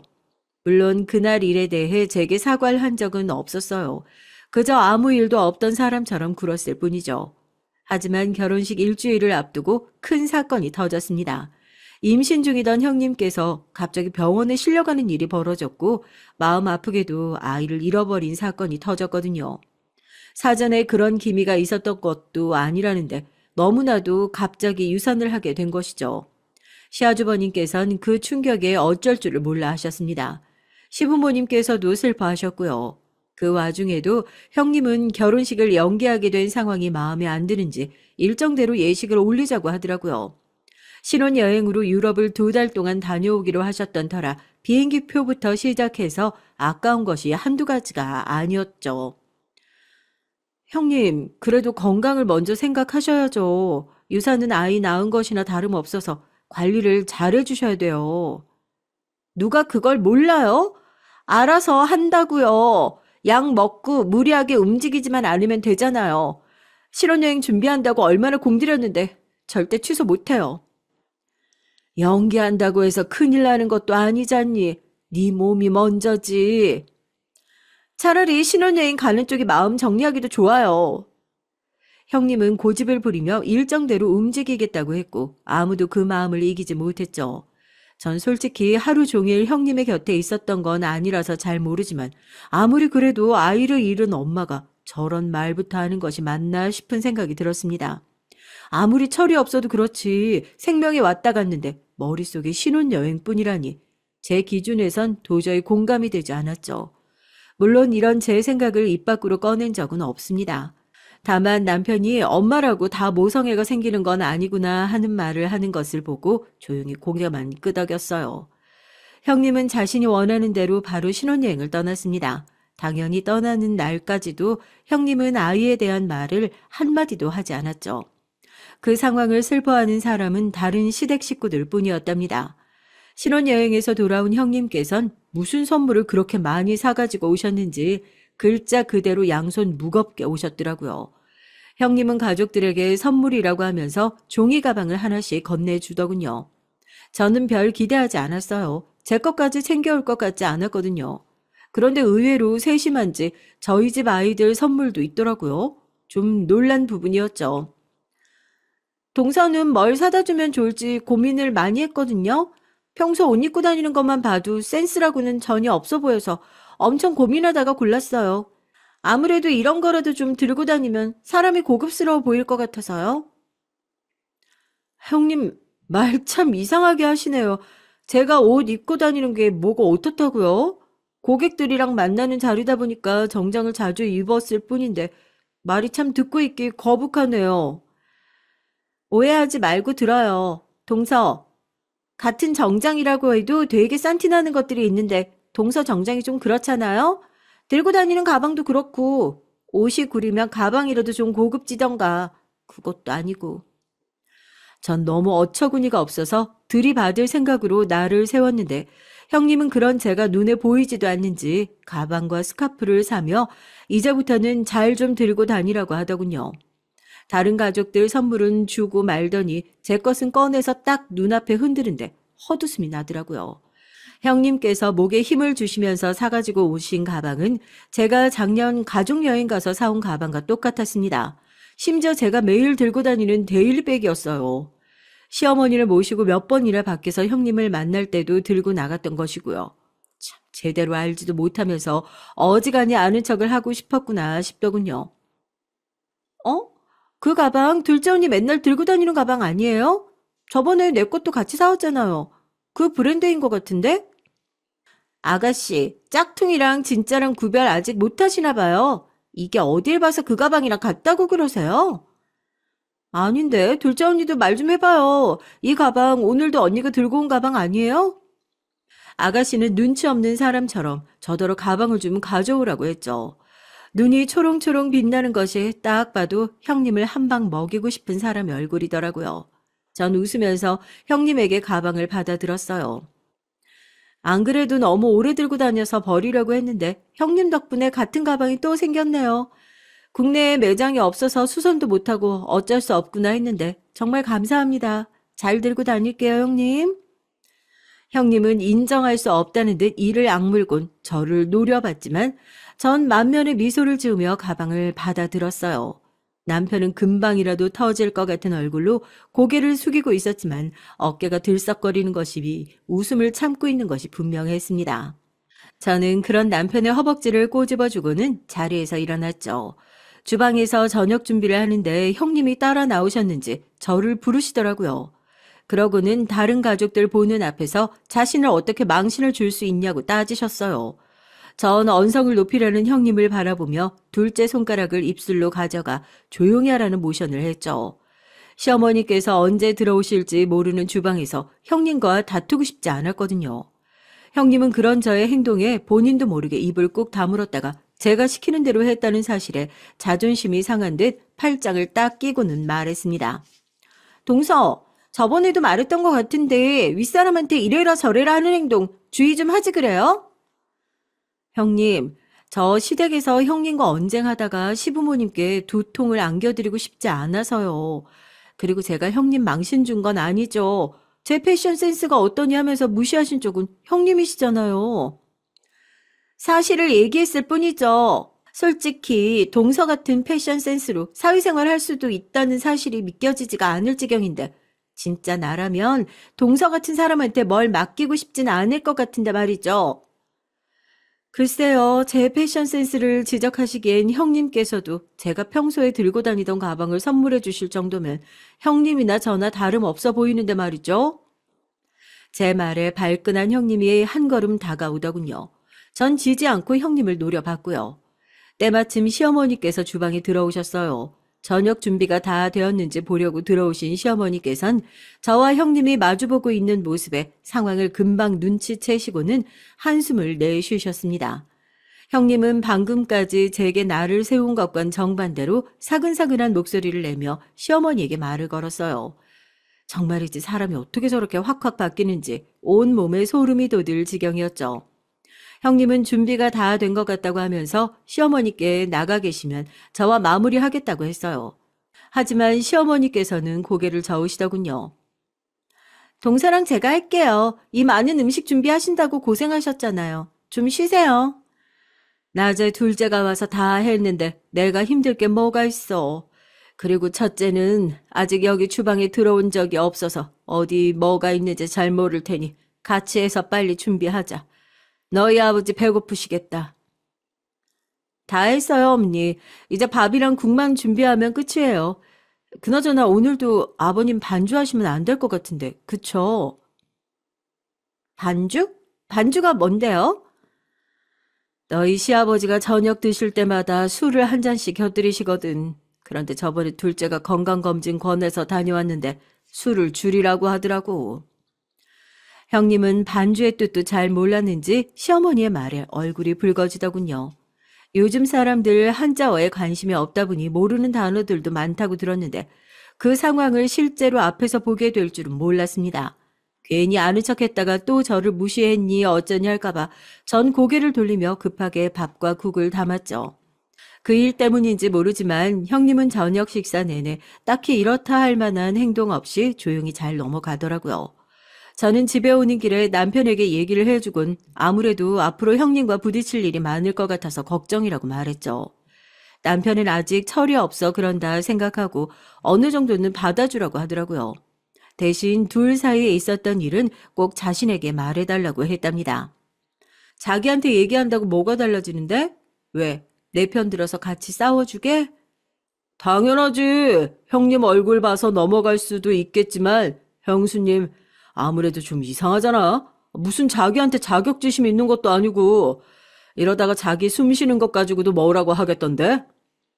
전 무슨 소리를 그렇게 하느냐고 대답은 했지만 속으로 형님이라면 그럴 수도 있겠다 싶었답니다.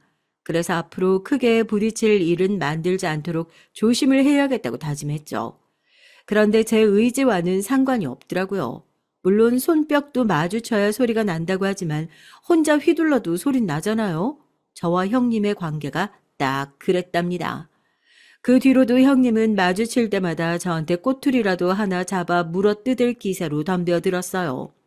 그런 형님이 귀찮기도 했고 갈수록 유치해지는 것에 어디까지 장단을 맞춰야 하나 싶어서 한숨이 나오기도 했고요. 그런데 그 와중에 몇 번은 정말이지 형님이고 나발이고 다 때려치우고 제대로 들이받을까 싶은 순간이 오기도 했어요. 시댁에선 제사를 집에서 지내셨는데요. 그렇다고 시부모님께서 거창하게 제사 음식을 차리시는 건 아니었습니다. 저희 친정에선 제사라고 하면 진짜 음식을 한다고 하루 종일 주방에 있어야 했거든요. 그런데 시댁은 제사 음식이라고 해봤자 몇 가지 안 올리더라고요.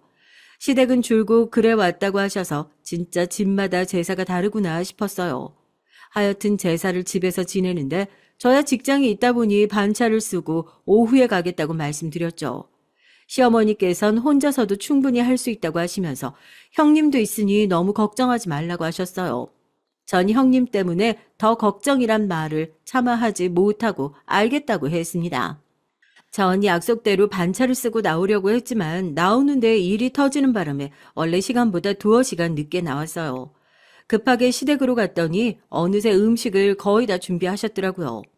예상도 못했는데 형님이 아침부터 오셔선 시어머니를 도와달라고 하더군요. 전 무슨 바람이 불었나 속으로 의아했지만 입 발린 소리라고 할지라도 고생하셨다고 늦어서 죄송하다고 형님께 말했죠. 형님은 시어머니 눈치를 보는가 싶더니만 이때다 싶었는지 바로 속사포처럼 말을 쏟아내더라고요. 진짜 직장에서 일하는 게 유세도 아니고 이렇게 중요한 집안 행사에 뒤늦게 나타나는 건 좀 아니지 않아요? 내가 있었으니 망정이지 어머님 혼자서 이걸 준비하셨다면 얼마나 힘드셨겠어요? 어머님이 괜찮다고 하셔도 동서 눈치가 있으면 아침부터 왔어야죠. 매번 시댁 일을 혼자서 다 하는 사람처럼 굴더니만 이런 사소한 것조차 제대로 못하면서 그렇게 큰 소리를 쳤어요? 형님께서 고생 많으셨던 건 알겠는데요. 어머님께서도 사전에 허락하셨던 부분이에요. 그리고 얼말이라서 반차 쓰는 것도 힘든 상황이었어요. 거기다 일 터지는 바람에 다들 정신없게 저만 빠져나올 수는 없어서 늦었네요. 어머님 죄송해요. 제가 늦었어요. 둘째 말에 바쁜 것은 내가 제일 잘 알지. 첫째가 많이 힘들었나 보다. 그러게 혼자서도 할 수 있다고 했는데 아침 일찍부터 오더니만 그래도 첫째 덕분에 수월하게 했어. 어머님 고생하시는데 어떻게 제가 그냥 있겠어요. 만사 제쳐두고 와야죠. 뭐가 중요한지 정도는 저도 알거든요, 어머님. 형님은 저더러 들으라는 듯이 말을 하더군요. 뭘 얼마나 고생을 했는지 모르겠지만 그렇게 저한테 뻐기고 싶은 거라면 그렇게 하라는 마음으로 가만히 있었더니 형님은 점점 더 말이 심해지더라고요. 오늘 제사 음식 간은 자기가 다 봤다고 말하면서 사실 그동안 저의 음식이 간이 맞지 않아서 다른 가족들이 많이 힘들었겠다 싶었다는 말부터 시작해선 저를 그렇게 뭉개면서 자신이 돋보인다고 생각하는 사람처럼 아주 난리가 났더라고요. 전 한 귀로 듣고 한 귀로는 흘리고 있었지만 만약 시어머니께서 함께 계신 것이 아니었다면 아마도 머리끄덩이를 잡는 한이 있어도 크게 싸우고 싶을 정도였답니다. 그뿐만이 아니었어요. 명절엔 더 가관이었죠. 명절 당일에 아침 차례가 끝나자마자 친정에 가라고 하셔서 준비하는데 따라와서는 자기는 인사드릴 친정이 없는데 누구는 좋겠다고 하면서 이렇게 명절 때 도망가면 마음 편하냐고 하더라고요. 진짜 친정에 가는 게 무슨 도망인지 모르겠지만 어처구니가 없더라고요. 전 대꾸조차 할 필요성을 못 느껴서 남편과 친정으로 왔는데 문제는 그날 저녁이었습니다. 아가씨로부터 시어머니께서 쓰러졌다는 연락을 받았죠. 저와 남편은 깜짝 놀라서 헐레벌떡 병원으로 달려갔습니다. 이게 무슨 일이냐고 물었더니 혼자 계시다가 순간적으로 마비가 오신 것 같다고 하더라고요. 깜짝 놀랐죠. 연세가 있으시다 보니 큰일로 번지지 않을까 걱정을 했는데 다행히 그 정도는 아니었어요. 남편이 정식 수속을 하는 동안 전 가족들 사이에 형님이 보이지 않는다는 것을 깨달았죠. 형님은 어디로 가셨는지 물었지만 아는 가족들이 하나도 없었어요. 아가씨 말로는 저희가 가고 나서 시부모님께서 시아주버님과 형님도 집에 가서 쉬라고 보내셨다는데 시아주버님만 와 계시더라고요. 시아주버님은 형님이 잠깐 볼 일이 있다고 해서 나갔다고 하시는데 연락도 안 된다고 하시더라고요. 형님을 다시 보게 된 건 다음 날 저녁이었습니다. 꼬박 하루가 지난 것이나 다름없었죠. 그 시간 동안 왜 연락이 안 됐는지도 의문이었지만 외박이나 다름없는 이 상황에 대해 시아주버님도 별 말씀이 없는 것이 의아했어요. 시아주버님은 최근 형님께서 새로 일을 시작해 보실 생각으로 자주 집을 비웠다고 하시면서 별일 아니라고 했죠. 전 어처구니가 없었지만 당사자인 시아주버님이 괜찮다는데 제가 나서서 뭐하러 말을 하겠나 싶어 가만히 있었죠. 늦게 도착한 형님은 마치 나라 잃은 사람처럼 엉엉 울면서 잠든 시어머니 곁에서 이게 무슨 일이냐고 소란을 피웠습니다. 정말 동네 창피할 정도의 큰 소리였어요. 남편은 병원에서 이렇게 하시면 안 된다고 형님을 말렸지만 형님은 아주 눈물을 짜내면서 그칠 생각을 안 했죠. 결국 제가 나서서 형님을 데리고 밖으로 나왔습니다. 병실을 나온 형님은 언제 눈물을 흘렸다는 듯이 쓱 얼굴을 닦고는 제게 어떻게 된 영문이냐고 물었고 전 아는 대로 솔직하게 말했어요. 그러자 어이없게도 형님은 시어머니께서 그렇게 되실 동안 저더러 뭐 했냐고 묻더라고요. 전 영문을 몰라 고개를 갸웃거리며 무슨 소리냐고 했죠. 건강검진도 동서가 받게 해드렸다고 하더니만 어머님 상태도 몰랐다는 말이에요? 혹시 알고 있었으면서 나한테 말해준 건 아니고? 말이 되는 소리를 좀 하세요, 형님. 그리고 어머님 식단 관리를 포함한 건강 체크 필요하다는 말씀 제가 분명히 드렸잖아요. 제가 뭘 비밀로 했단 소리예요. 나한테 말 안 하고 어머님께 잘 보일 생각했던 것 같아서 하는 말이죠. 아님 됐고요. 믿을 수 없지만 이번만은 그냥 넘어가야겠네요. 앞으로 어머님이랑 아버님 건강 상태에 대해선 확실하게 공유하자고요. 다른 생각하는 건 아닌가 의심받지 말고요. 전 형님의 의미를 알 수 없는 소리에 무슨 의심을 하셨냐고 물었습니다. 형님은 알면서 왜 모르는 척 하냐고 했지만 전 정말 형님의 생각을 알 수 없었거든요. 그러나 곧 형님의 입에서 나온 말에 전 정말이지 그 자리에서 그딴 말을 하는 형님의 주둥이를 사정없이 비틀고 싶었습니다. 혹시 두 분 재산을 따로 빼돌리려고 그러는 건 아닌가 했지. 동서 막말로 시부모님께 아양 떠는 이유 다 재산 때문 아니야? 들어보니까 초반엔 시부모님을 모시고 살았다는데 그때부터 다 계획이 있던 거 아니냐고. 진짜 가만히 듣고 있으니까 어처구니가 없네. 형님, 입 밖으로 나온다고 다 말인 건 아니거든요. 형님은 그런 생각만 하고 사시는 것 같은데 저랑 형님을 같이 두고 말하지 마세요. 형님은 누구한테 뒤집어 씌우느냐고 소리를 질렀고 전 대놓고 형님에게 말을 섞고 있다간 같은 부류의 사람처럼 여겨질 것 같아서 말하기 싫다고 하고는 병실로 들어갔죠. 형님이 저를 붙들려고 하는 것이 고스란히 느껴졌지만 전 냉정하게 팔을 쏙 빼버렸답니다. 그 일을 계기로 전 완전히 형님과 모르는 척하고 지냈어요. 아주 철저하게 무시했죠. 재산이 어쩌고 하는 순간 이 사람은 상종해서는 안 되겠다 싶었거든요. 물론 가족 모임에서 만나는 건 어쩔 수 없었죠. 눈치가 빠른 시어머니께선 저와 형님 사이에 무슨 문제가 있는 건 아닌가 걱정하셨지만 전 아무 말도 하지 않았답니다. 대면대면한 사이는 꽤나 오래 갔어요.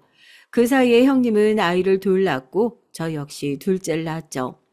형님이 그동안 가만히 있었느냐고요? 당연히 아니었죠. 하지만 이미 저는 형님을 인간 이하로 생각하고 있었기에 저한테는 큰 타격이었답니다. 제가 심하다고 하실 수도 있겠지만 전 오히려 그때 시댁 식구들에게 말하지 않았다는 것을 뼈저리게 후회하고 있었어요. 대형 사고가 벌어지게 된 가장 일차적인 계기는 점심시간에 우연히 형님을 발견한 것부터였습니다. 미팅을 다녀오다가 우연히 형님을 봤거든요. 물론 형님은 저를 못 봤지만요. 형님은 누군가를 기다린 듯 보였습니다. 오랜만에 봤지만 여전히 참 화려하더군요. 진짜 머리부터 발끝까지 아주 명품으로 휘감아선 멀리서도 눈에 확 들어올 정도였어요. 전 속으로 아이들은 어쩌고 이 시간에 밖에 있나 살짝 의아하긴 했지만 이미 안중에도 없는 사람인데 싶어서 그냥 지나치려고 했죠. 그런데 사람이 예감이라는 것이 있잖아요. 뭔가 싸한 기분이 이상했어요. 그래서 동료에게 근처에서 커피나 좀 마시자고 하면서 들어갔죠.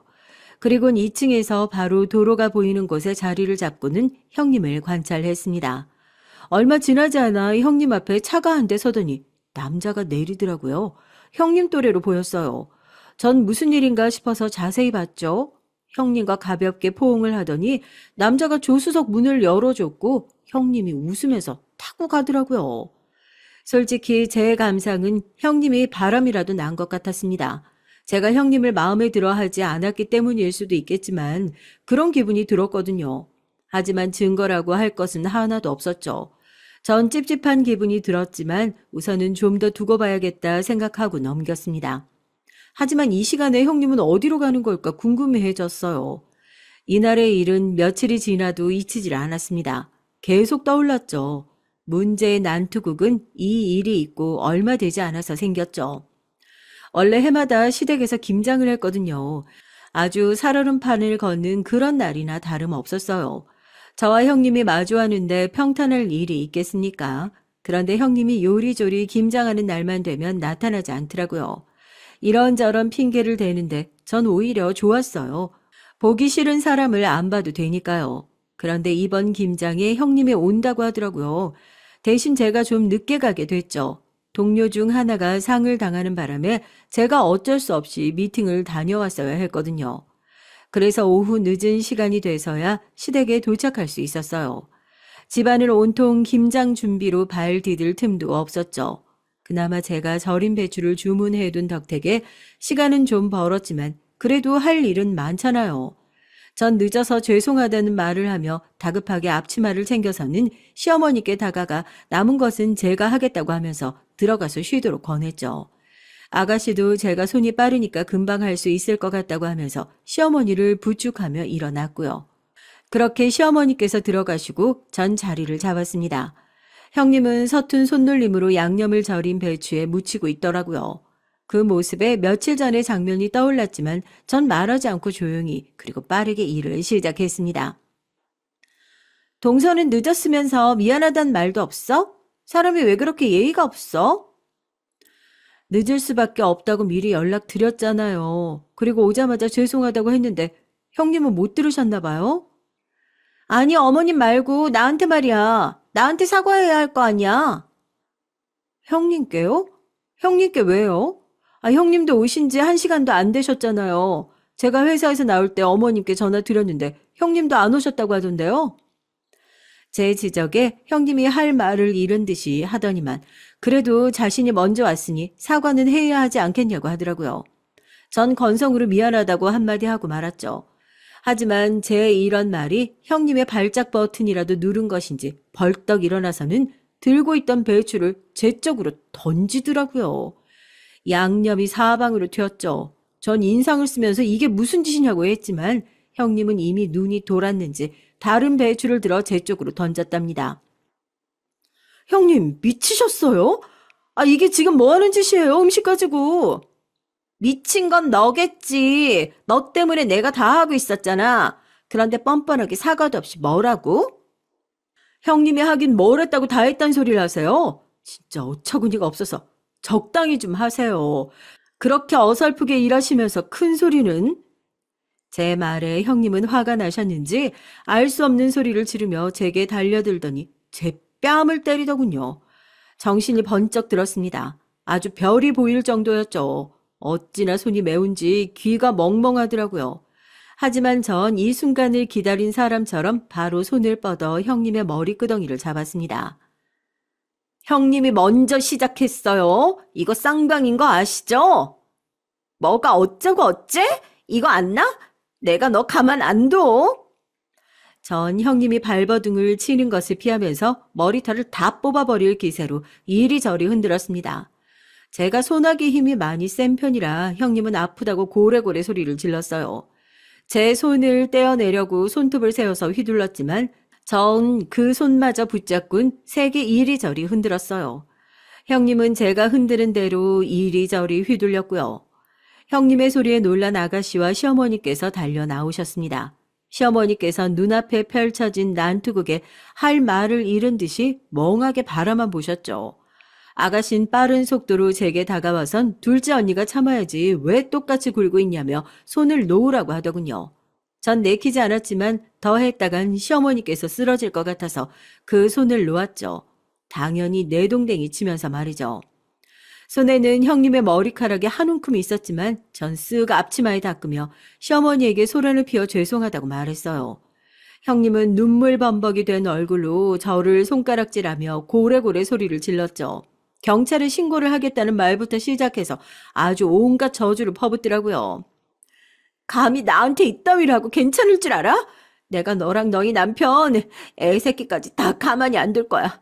나한테 와서 싹싹 빌어도 용서 안 해줄 거라고, 알았어? 누가 먼저 시작했는데요. 먼저 손 올리신 쪽은 형님이잖아요. 그리고 어디다 대고 반말이세요? 분명히 서로 존중하기로 했잖아요. 너 같으면 이 상황에서 말 예쁘게 나올 것 같아? 무식하게 힘만 세가지고 진짜 지긋지긋해 이놈의 집구석.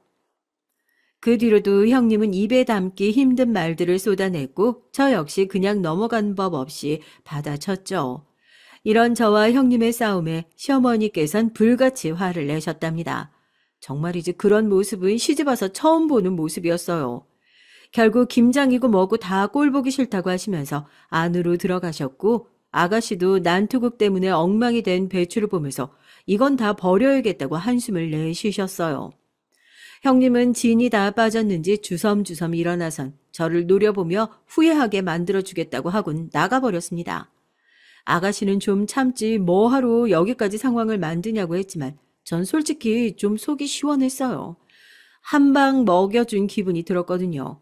하지만 그 난투극이 있던 며칠 뒤 형님은 저에게 맞아서 생긴 상처라고 하면서 말도 안 되는 진단서를 끊어선 집으로 보냈더라고요. 아니 머리 좀 잡아당겼는데 갈비뼈에 금이 가고 얼굴에 멍이 들었다고 하는데 전 어처구니가 없었죠. 그날 그렇게 갈 때만 하더라도 상처 하나 없이 씩씩거리며 나간 사람이 형님이었거든요. 그런데 갑자기 저 때문에 병원에 입원을 했다니 누가 믿겠습니까? 거기다가 피해 보상금이라고 5천만 원이나 요구하는데 그냥 가만히 있을 수가 없었죠. 5천만 원이요? 제가 왜요? 형님 진단서 이거 맞기는 해요? 뺨을 맞은 쪽은 저거든요. 얼굴엔 손 하나 댄 적 없는데 얼굴에 멍이 들었다고요? 그럼 내가 거짓말 한다고? 내가 말했지 후회하게 해준다고. 이 진단서 온 동네 다 뿌려버리기 전에 닥치고 우선 5천만 원 가져와. 정신적 피해 보상금은 따로 받을 테니까. 지금 해보자는 거죠? 제가 순순히 돈을 내줄 것 같아요? 그건 알아서 하고. 그나저나 그 집 애들 미래도 참 엄마라는 인간이 무식하게 힘으로만 해결하려고 하는데 뭘 보고 배우겠어. 제 아이들까지 들먹거리면서 헛소리를 하는데 정말이지 이대로는 못 참겠더라고요. 안 그래도 납득이 되지 않는 상황인데 형님의 미친 소리는 제 속에 불을 질렀습니다. 전 죽어도 못 준다고 하곤 진단서에 나와 있는 병원으로 찾아갔죠. 진단서에 나와 있는 의사를 만나 물어보고 싶었거든요. 그런데 형님은커녕 진단서를 끊어줬다는 의사도 없더라고요. 진단서에 나온 의사는 이미 그 병원을 나갔다고 했고요. 제약회사에서 뒷돈을 받다가 잘렸다고 하면서요. 그 순간 머릿속을 스치고 지나가는 기억이 하나 있었습니다. 바로 형님을 태우고 간 남자의 모습이죠. 전 의사의 사진을 좀 보자고 얘기를 했고 사진을 확인하는 순간 깜짝 놀랄 수밖에 없었답니다. 제가 본 남자가 바로 그 의사였더라고요. 전 그 길로 아가씨를 찾아가 모든 얘기를 했어요. 아가씨가 변호사라 상담할 사람이 아가씨뿐이었거든요.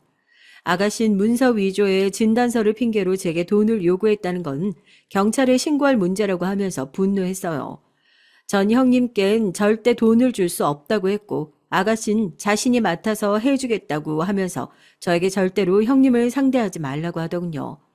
아가씨가 나서서 해결해 주신다는 것이 좀 미안하긴 했지만 전 시키는 대로 가만히 있었답니다. 그런 이 상황이 엄청난 사건을 몰고 올 줄은 꿈에도 생각하지 못했어요.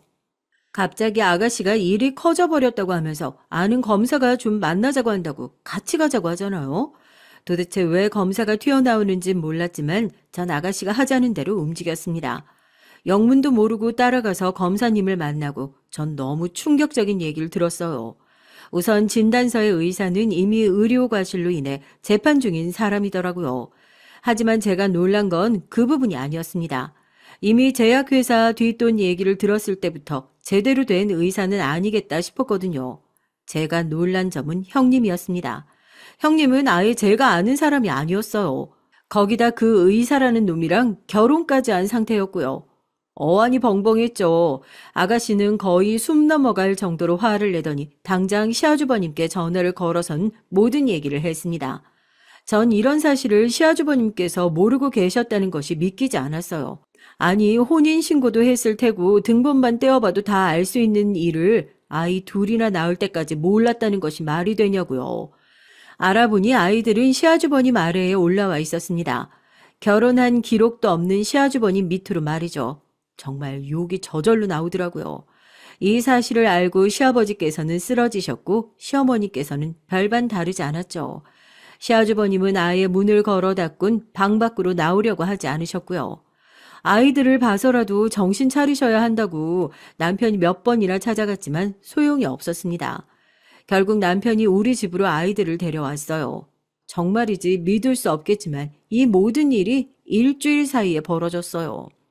전 무슨 일이 있어도 사장님을 잡아야겠다고 생각했죠. 하지만 제가 사실을 알고 있다는 것을 어떻게 들었는지 돈을 요구하던 형님은 죽은 듯이 조용했습니다. 그래도 형님이 모성애가 있으면 애들 보러 오지 않을까 싶었는데 그런 생각이 조금도 없었는지 그림자도 보이질 않더라고요. 전 초조한 마음으로 하루라도 빨리 잡히기를 기도하면서 기다렸어요. 사건이 터진 뒤 3개월 정도 지났을까? 드디어 형님이 붙잡혔다는 소리가 들렸습니다. 너무나도 반가운 소식이었죠. 전 한달음에 경찰서로 찾아갔습니다. 평소와 다름없는 형님이었어요. 그리고 함께 있는 남잔 그 의사놈이었고요. 저를 발견한 형님은 무슨 짐승들이나 낼 법한 소리를 내며 모든 것이 저 때문이라고 하더군요.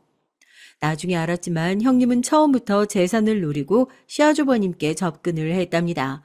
우연히 어플에서 알게 된 시아주버님이 주식에 성공해서는 별다른 직업도 없는 사람이라는 것을 알고 유혹해서 재산을 남몰래 따로 옮기고 있었던 것이었죠.